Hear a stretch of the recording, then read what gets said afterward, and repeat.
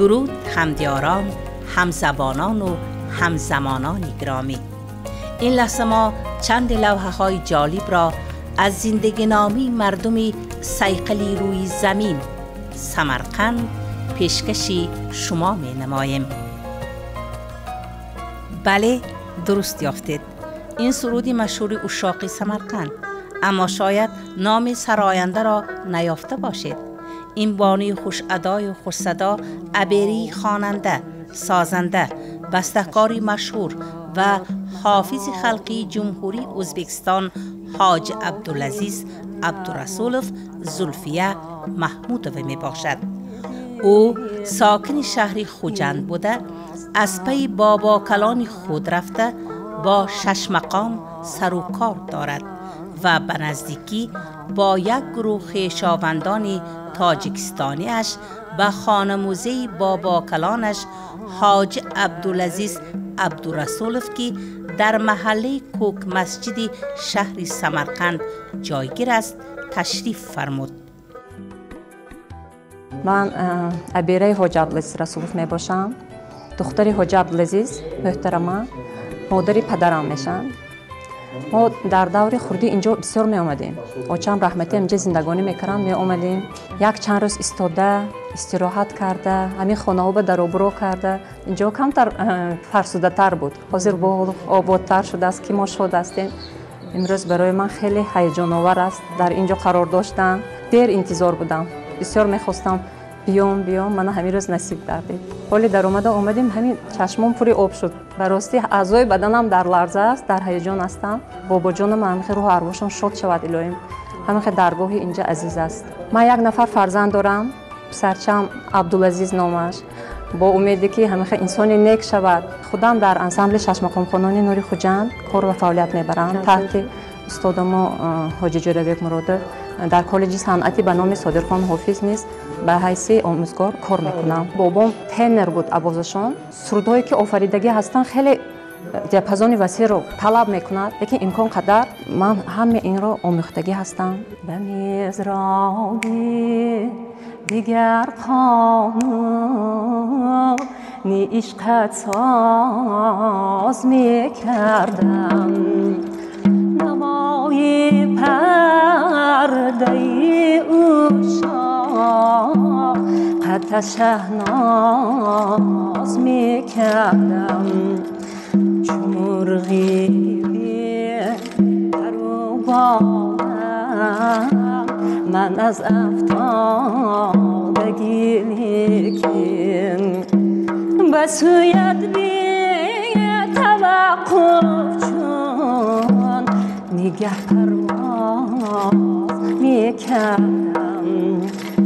آه یارم نازنینم من از نامی شما گردم.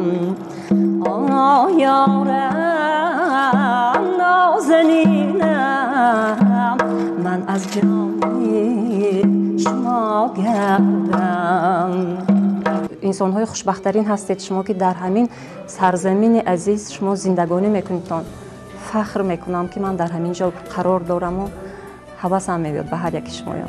مهمان دیگری آن روزی خانموزه حاج عبدالعزیز عبدالرسولوف نبیره او گلچهره رسولوه، شفاکاری حاذقی شهری استرفشنی تاجیکستان بود که در صحبت با ما از گذشته اولادی حافظ مشهور حاج عبدالعزیز یادآور شد. من فرزند دخترشون محترمه حاج عبدالعزیز عبدالرسولوف بابای من میشوند.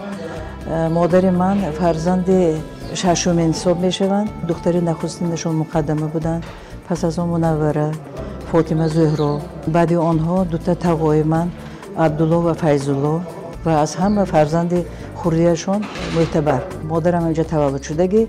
بسیار خاطره های مادرم من در یادم هست، در کتاب ها چاپ شدگی. یکی از شاگرد حاج عبدالعزیز یونس رجبی بودن. مادرم میگفتن که من در همین مهمانخانه 4 سال زندگی کرده. چندین بار آشوی قزیگین عجایب میپختن. اون کس همین آشو کرده. همین خیلی یک شاگرد بزرگ در اومده از اون کس. مادر من چندین سال در سالهای آخرین حیات خودشون در همین حوالی من در همون خانه‌چه که از طرف راستجویی گرفته است در همونجا زندگانی میکنن. من بسیار کس رو اومده یک جایی میستودیم، فرزندان من هم می اومدن، نبیره ها ابیره ها اومده بسیار زیارت کرده میرفتن. مادرم چندین وقت آرزو داشتن که همین حوالی موزه شود. من بسیار منت دارم. من وقت ساعتش اومد اینجا یک زیارتگاه شد.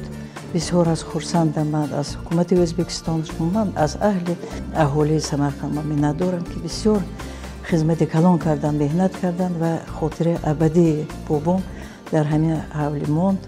بسیار من یک زیارتگاه شد.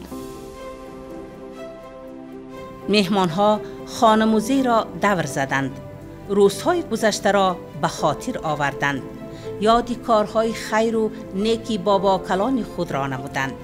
در حولی خانه موزه به افتخار مهمانان چاره‌بینی خردی فرهنگی و مدنی تشکیل کرده شد.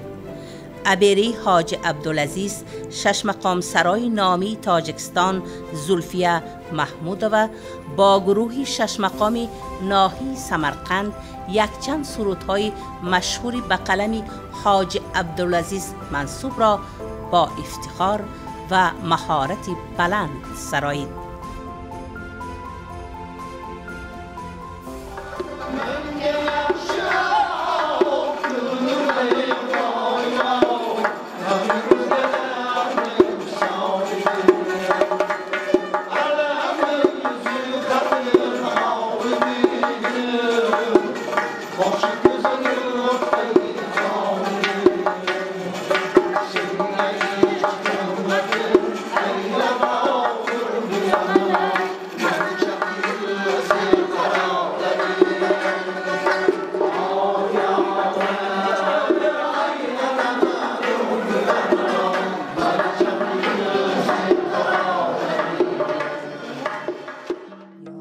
آنهایی که در تدبیر نطق ایراد کردند تاکید نمودند که این همه نتیجه سیاستی عاقلانه عادلانه سران دو کشوری به هم برادر می باشد که امروزها سرحدهای دوستی بین دو کشوری به هم دوست باز است و رفت و آمدها نیز آسان.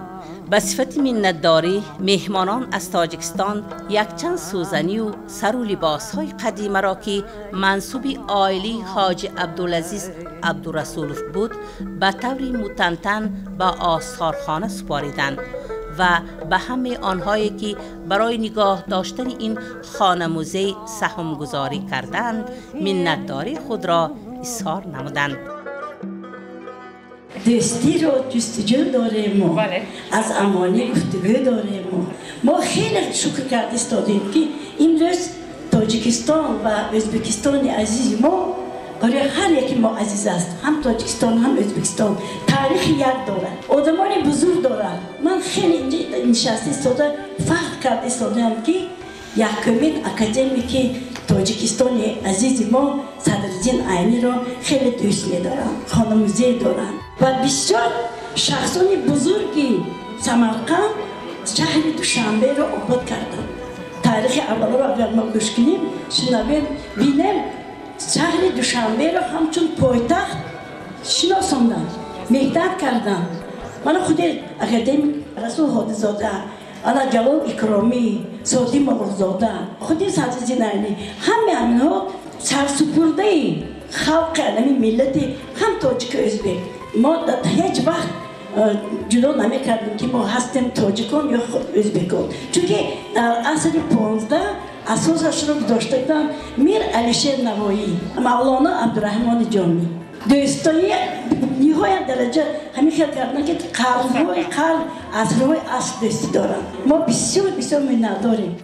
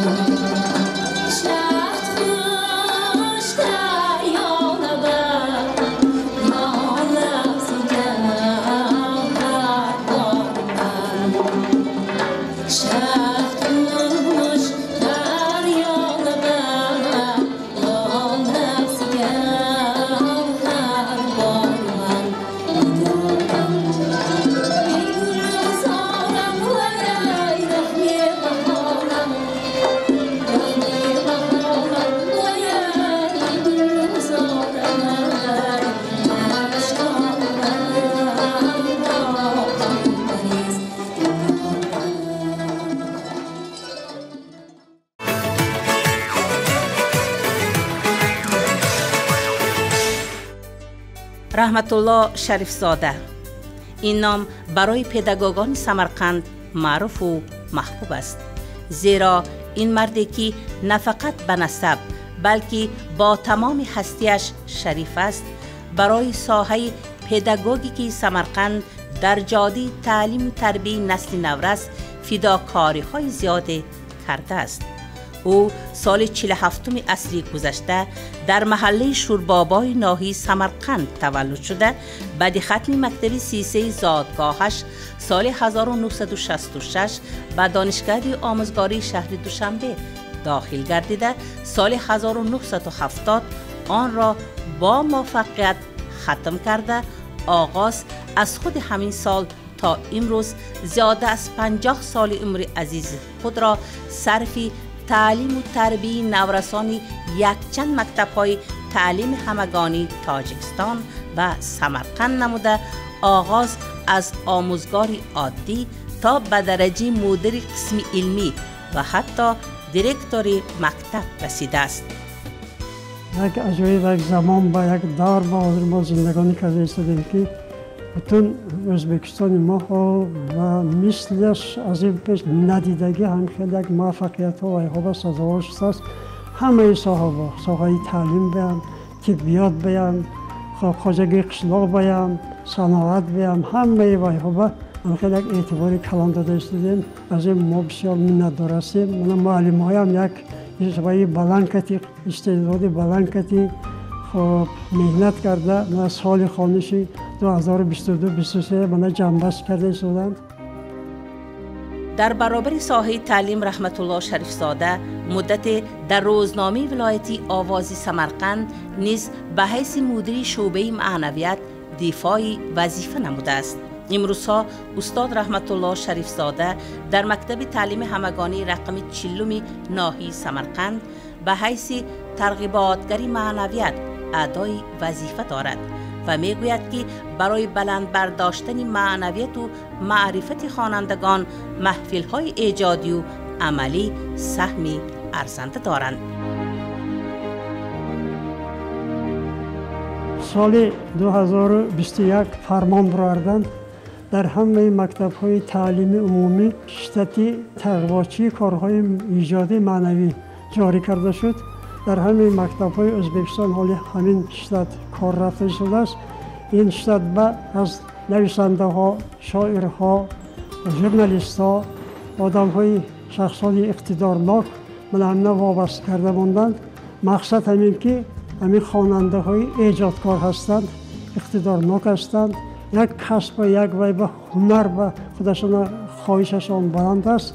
همونها برای یک جا متحد جمع کرده، همون روحیه به همون رویه برای این بچه‌های خوب تیار کردن و آینده به همون ویب جلب کردن و همین شتات جاری کرده شدگی.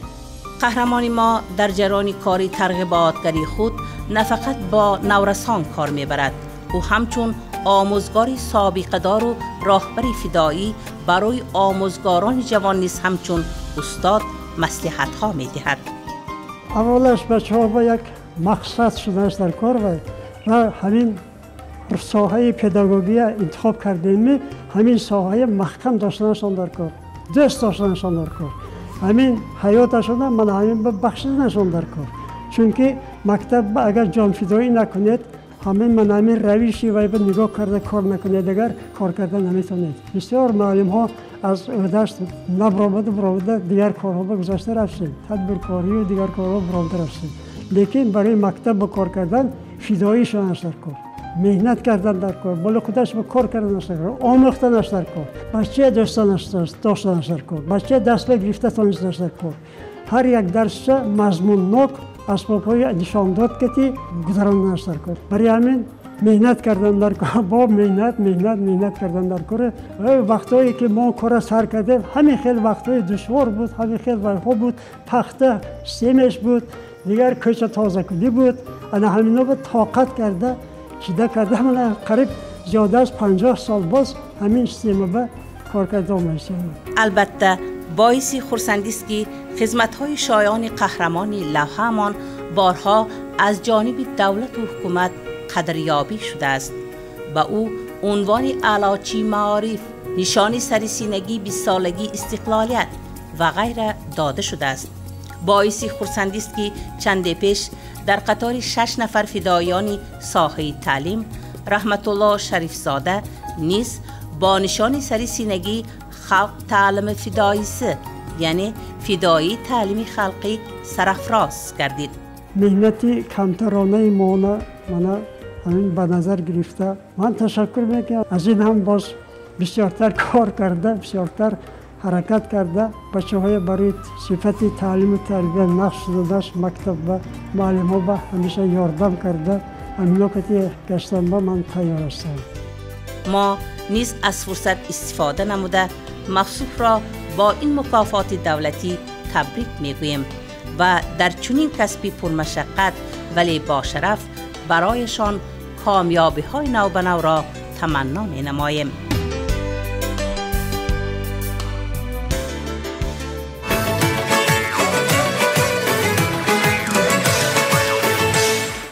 در یکی از حجره های مرکزی هنرمندان شهر سمرقند، اتاق کاری کلال مشهوری سمرقندی نمایندی اولاد دویم سلاله کلالان فردوس بردیف جایگیر است.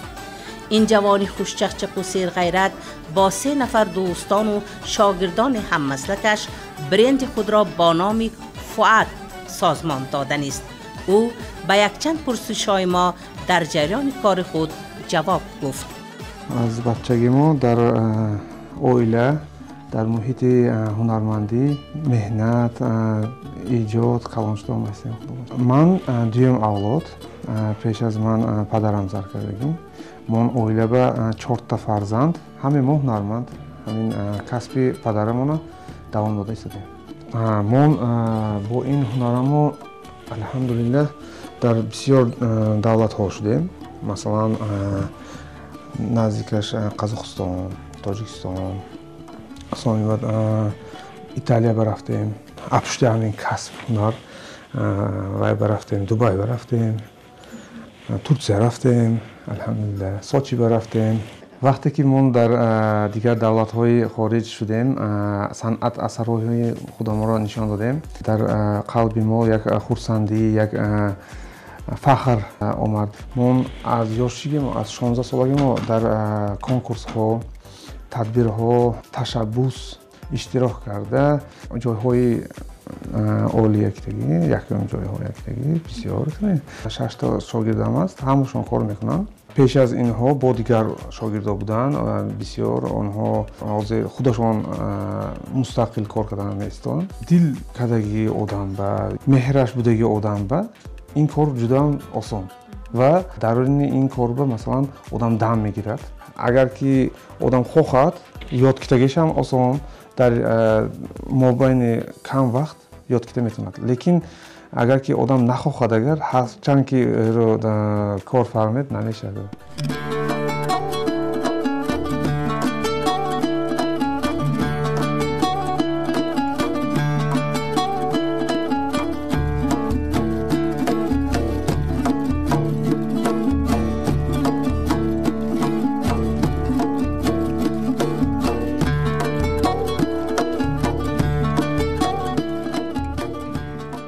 اساساً با مردم خودمون کار میکنیم. همشهرهای خودمون، همشهرهای مثلا دیگر ولایت ها فرمایش میدهند، ما تیار کرده میدهیم. لیکن برای خارج مهمان های هم تیار میکنیم. مثلا لگنچوی مثال این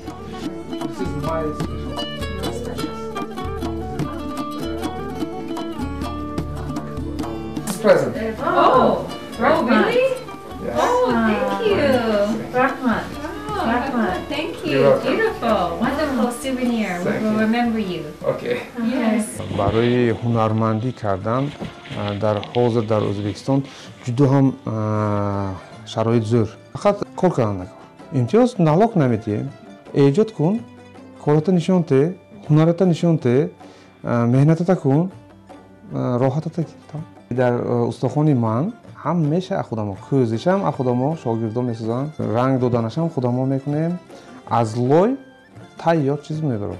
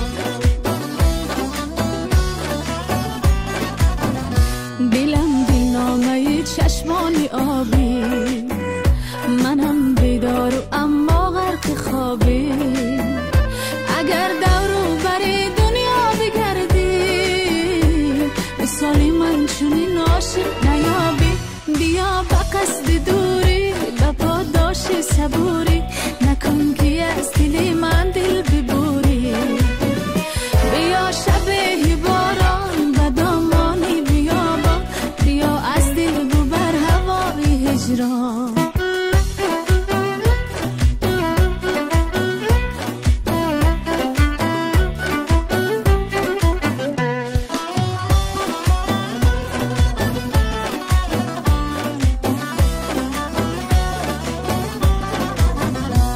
سپردم امتحان دل جدایی در این شب‌های سردی به صدایی سپردم امتحان دل جدایی در این شب‌های سردی به صدایی بله در پای شب‌های انتظارم که شاید ناگهان از درایی بیا با قصد دوری با پاداش صبوری نکن که از دل من دل ببوری بیا شب باران و دامانی بیابان بیا از دل ببر هوای هجران